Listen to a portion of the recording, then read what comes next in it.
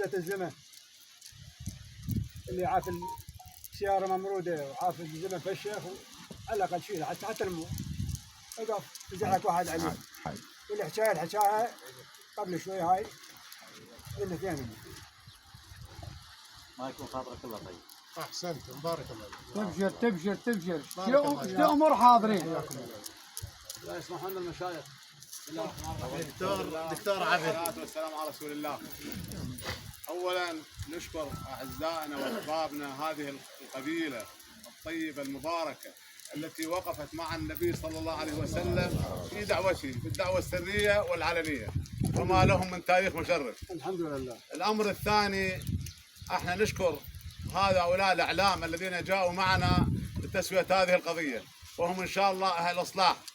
الأمر الثالث كل قبيلة الحلابسة يعتذرون إليكم جميعا ويقولون أننا كل الحلابسة الذين حضروا ولم يحضروا ما يحتاج أي عتب ونقاش.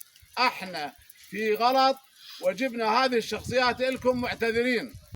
والأمر الثاني يا أعزائنا الشاعر يقول إن الكريم إذا تمكن من أذى جاءته أخلاق الكرام فأقلع وترى اللئيم إذا تمكن من أذى يطغي فلا يبقي لصلح موضعا.